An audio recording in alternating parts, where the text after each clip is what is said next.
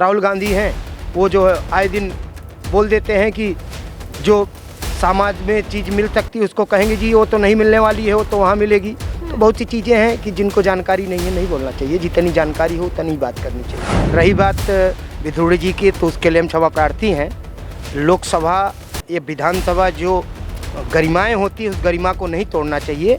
भले हमारी पार्टी के नेता हैं, लेकिन उसको मर्यादा को ध्यान में रखते हुए उस कहने का मतलब कि संसद के मंदिर में जो है अपनी ज़बान को काबू में रख के बोलना चाहिए। विधानसभा चुनाव की बात करेंगे, चाहे आप राजस्थान में ले लें, चाहे मध्य प्रदेश में ले लें, या जहाँ भी हमारे चुनाव होने हैं वहाँ पे हमारी पार्टी पूर्ण तरीके से सुनियोजित तरीके से चुनाव लड़ रही है और अच्छा रिजल्ट आएगा। समाजवादी पार्टी शुरू से ही अपने गुंडागर्दी और अपनी जो कहने का मतलब कि जो अड़ियल वाली भाषा रवैया है उसमें जानी जाती है। यहाँ तक कि कुर्सी उठाने के लिए भी बवाल हो जाता है, बैठने के लिए भी बवाल हो जाता है। लेकिन हमारी पार्टी में आचार संहिता है, अनुशासन है। तो कहने का मतलब भारतीय जनता पार्टी आज हिंदुस्तान में नहीं पूरे विश्व में परचम लहरा रही है।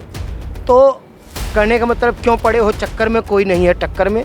2024 में माननीय नरेंद्र मोदी देश के प्रधानमंत्री होंगे। नमस्कार, आप देख रहे हैं न्यूज़ 1 इंडिया और मैं हूं आपके साथ आस्था तिवारी। चुनाव से पहले जिस तरीके से अगर बात की जाए तो लोकसभा चुनाव नज़दीक होने से पहले विधानसभा के भी चुनाव हैं और उसको लेकर के गर्मा गर्मी जो है सरगर्मी भी देखने को मिल रही है।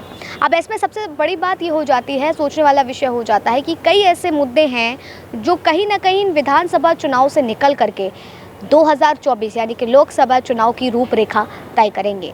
कैसे क्या कुछ तैयारियां चल रही है, इसी पर तमाम चर्चा करेंगे। आज हमारे साथ में जो है राकेश पांडे जी हैं, जो बीजेपी के प्रवक्ता हैं।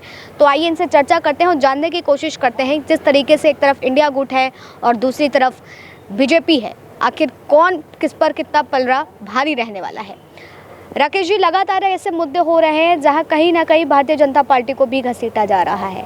आपको क्या लगता है 2024 में से पहले जो विधानसभा के चुनाव हैं, क्या ये रूपरेखा वाकई तय कर लेंगे 2024 की? देखिए, जहां रूपरेखा की बात है वहां पे हमारी पार्टी जो हर क्षेत्र में सर्वांगीण विकास किया है, देश हित में कार्य किया है, जनता के हित में कार्य किया है। आप चाहे परिवहन को ले लें, चाहे स्वास्थ्य को ले लें, चाहे सुरक्षा को ले लें, हर पहलू पे माननीय हमारे उत्तर प्रदेश के मुख्यमंत्री योगी आदित्यनाथ जी ने किया है। और हमारे देश के अच्छे छवि के लोकप्रिय नेता, विश्व में जो अपनी पहचान बनाते हैं, माननीय नरेंद्र दास मोदी जी बहुत तरीके से सुनियोजित तरीके से अपने पार्टी का कर रहे हैं। आप मध्य प्रदेश में लीजिए, अभी टिकट बंटवारा हुआ है जिसमें हमारे केंद्रीय मंत्रियों को, कैबिनेट केंद्रीय मंत्रियों को, उनको जो है विधानसभा में टिकट इसलिए दिया गया कि आप जनता की सेवा करें। चूँकि हमारे पार्टी में राजतंत्र नहीं चलता, लोकतंत्र चलता है। जनता के हित में कार्य करो, यहाँ पर कोई ऐसा नहीं है। तो रीति पाठक जी हैं, वो सीधी से सांसद हैं, उनको जो विधानसभा में टिकट दिया गया। और बीजेपी के ही केदारनाथ जी थे, उनको नहीं टिकट मिला और निर्दलीय लड़ गए, कोई बात नहीं। लेकिन जहाँ तक हम विधानसभा चुनाव की बात करेंगे, चाहे आप राजस्थान में ले लें, चाहे मध्य प्रदेश में ले लें, या जहाँ भी हमारे चुनाव होने हैं वहाँ पे हमारी पार्टी पूर्ण तरीके से सुनियोजित तरीके से चुनाव लड़ रही है और अच्छा रिजल्ट आएगा।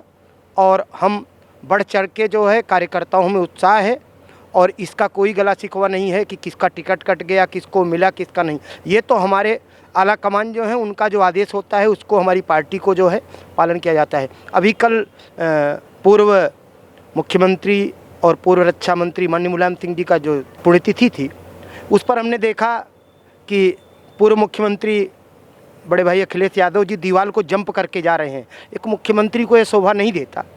अगर देश में कोई कानून है उसके लिए आप कोर्ट में जाते, आप आदेश लेते। अगर मान लो किसी सुरक्षा के कारण से आपको रोका गया है, उस सुरक्षा कारण को आप तोड़ते हो, अगर कोई घटना घटती है तो उसके जिम्मेदार आप स्वयं होगे। लेकिन वो ये बात तो कह रहे हैं ना कि छेड़ोगे तो छोड़ेंगे नहीं, साफ तौर पर उनका ये बात कहना है।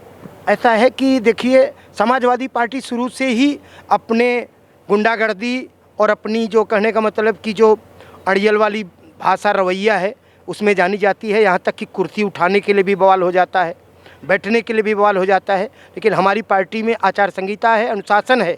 अगर हमारा जो कहने का मतलब कि जिलाध्यक्ष खड़ा है तो हमारा कार्यकर्ता चाहे महामंत्री हो या जो भी पदाधिकारी हो, वो कभी नहीं बैठेगा जिलाधिकारी को बैठाया जाएगा, जिलाध्यक्ष को बैठाया जाएगा। कभी भी जो है ऐसा नहीं होता कि जूनियर और सीनियर का वो किया जाए। अच्छा, तो मतलब आपका कहना है कि जो आपकी पार्टी है उसके जो नेता लोग हैं बहुत ही आदर सम्मान से सारी चीज़ें करते हैं, जो भी तमाम चीज़ें, जैसे आपने बताया कि अखिलेश यादव ने वो सारी चीज़ें की, दीवार फांद के, गेट फांद के गए। लेकिन ये बताइए, आप ही की पार्टी के नेता थे, दानिश अली को जिस तरीके से बोला गया, रमेश बिदूड़ी जी, वो तो फिर आप ही की पार्टी से, तो आप ये बात कैसे कह सकते हैं कि आपके नेताओं को सभ्य बातें सिखाई जाती हैं, आपके सांसद जो हैं वो सभ्य रहते हैं? देखिए, रही बात बिधूड़ी जी की, तो उसके लिए हम क्षमा प्रार्थी हैं। लोकसभा या विधानसभा जो गरिमाएं होती है, उस गरिमा को नहीं तोड़ना चाहिए। भले हमारी पार्टी के नेता हैं, लेकिन उसको मर्यादा को ध्यान में रखते हुए, उस कहने का मतलब कि संसद के मंदिर में जो है अपनी ज़बान को काबू में रख के बोलना चाहिए। लेकिन हैरानी तो होती है ना राकेश जी कि आपकी पार्टी में के एक सांसद इस तरीके से बयानबाजी करता है, मुल्ला कटवा इस तरीके के बातों शब्दों का प्रयोग करता है, अमर्यादित शब्दों का इस्तेमाल करता है, लेकिन उसके बाद उसे सज़ा देने के बजाय आपकी पार्टी के लोग उसको पद देते हैं। देखिए, रही बात पद देने की, तो कुछ बातें ऐसी होती हैं कि अपनी बात छुपाने के लिए दूसरे पार्टी को गलत बताया जाता है। रही बात, ओवैसी दोनों वैसी हैं, आए दिन कुछ न कुछ बोलते रहते हैं। हमारे देश के प्रधानमंत्री को गरिमा का पद है, राहुल गांधी कुछ बोलते रहते हैं, खड़गे जी कुछ बोलते रहते हैं, महाराष्ट्र के रावत जी के यानी कितनी बार क्या क्या बोल दिए, उद्धव ठाकरे जी क्या क्या बोल दिए।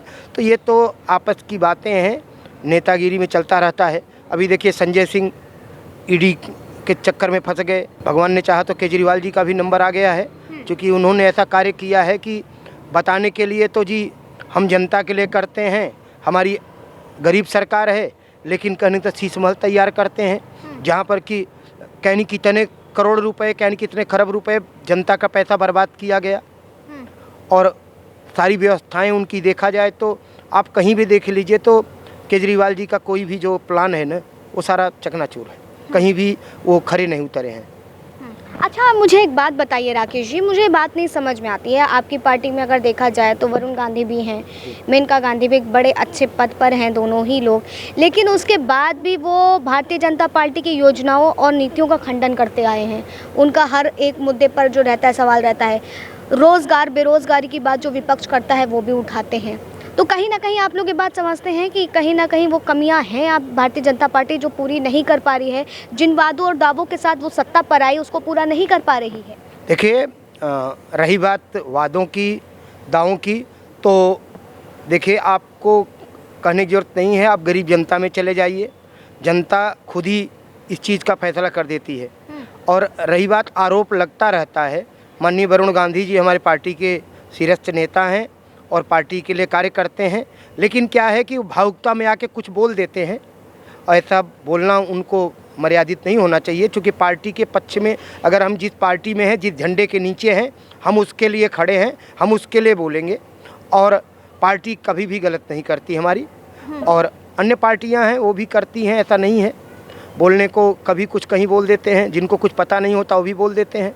राहुल गांधी हैं, वो जो है आए दिन बोल देते हैं कि जो समाज में चीज़ मिल सकती है उसको कहेंगे जी वो तो नहीं मिलने वाली है, वो तो वहाँ मिलेगी। तो बहुत सी चीज़ें हैं कि जिनको जानकारी नहीं है नहीं बोलना चाहिए, जितनी जानकारी हो उतनी बात करनी चाहिए। ये बताइए कि 2024 के लिए जो विपक्ष ने एक सीढ़ी खड़ी करी है सबके साथ मिल करके, कहीं ना कहीं इसका लाभ विपक्ष को मिलेगा और हानि भारतीय जनता पार्टी को देखने को मिलेगी, क्योंकि कुछ ऐसी पार्टियां इस दल के साथ जुड़ी हुई हैं जिसके वोट जो होते हैं नामी होते हैं, गिने चुने होते हैं और उन्हीं के ही खेमे में गिरते हैं। देखिए, रही बात, शेर होता है और जंगल में तरह तरह के कीड़े मकोड़े पड़े होते हैं।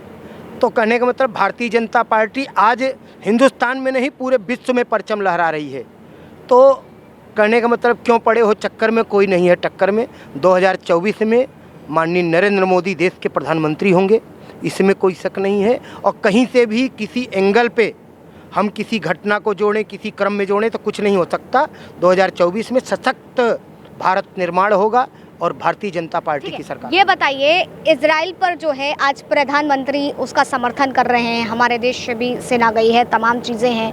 इजराइल और फिलिस्तीनी की जो लड़ाई है उसकी आग भारत में भी देखने को मिल रही है। अलीगढ़ से लोग नारे लगा रहे हैं, छात्र लगा रहे हैं, एक्टर्स जितनी हैं, 2-3 एक्टर्स जैसे स्वरा भास्कर हो गई, कंगना रनौत हो गई, वो साथ खड़ी हो रही हैं। और इसी के साथ अगर बात की जाए तो असदुद्दीन ओवैसी भी फिलिस्तीनी का साथ दे रहे हैं। तो आखिर जो देश के अंदर ही कटास देखी जा रही है, लोग ये बात के नारे लगा रहे हैं कि फिलिस्तीनी को आज़ाद करो, इस्लाम को आज़ाद करो, तो इसको आप लोग किस तरीके से देख रहे हैं? देखिए, जहाँ आज़ाद करने की बात है, हमारा देश भारत है, इसको कोई नहीं खंड विखंड कर सकता। ओवैसी आए दिन कुछ न कुछ बड़े बोल बोलते रहते हैं, उनका कोई वो नहीं है। हमारे जो कहने का मतलब विदेश मंत्री जयशंकर प्रसाद जी हैं, बहुत सुलझे हुए मंत्री हैं और विदेशी कूटनीति कैसे करनी है वो भली भांति जानते हैं। आज देखिए, चाइना हमसे आंखें नहीं मिला सकता, चाइना हमारे घुटनों पे है। जैसे कहने का मतलब कि हम चाहते हैं वैसे चलने को जो भी देश हैं, तो इसमें विदेश नीति पे हमारे विदेश मंत्री जी का बहुत बड़ा योगदान है, बहुत बड़ा उनको ज्ञान है। इसमें ओवैसी या ऐसे लोगों से बोलने से कुछ नहीं होगा। जो हमारे प्रधानमंत्री या जो विदेश मंत्री करेंगे वो अच्छा करेंगे, वो अच्छा कर रहे हैं। तो ये जो नारे लग रहे हैं देश में, इसको फिर आप लोग कैसे देख रहे हैं? क्या कुछ करना चाहिए? ऐसे भाई देश में नारे लगा रहे हैं, छात्र बोल रहे हैं कि इस्लाम को आज़ाद करो, फिलिस्तीनी को आज़ाद करो। देखिए, ये जो बोल रहे हैं ये हमारे देश के गद्दार हैं। क्योंकि हमारे माननीय मुख्यमंत्री योगी आदित्यनाथ ने तो बोल दिया स्पष्ट न कि जो पाकिस्तान जिंदाबाद करेगा या जो इस्लामिक बातें करेगा हमारे देश में, उसको जो है कहने का मतलब कि जो ज़्यादा से ज़्यादा दंड होता है वो दंड दिया जाएगा।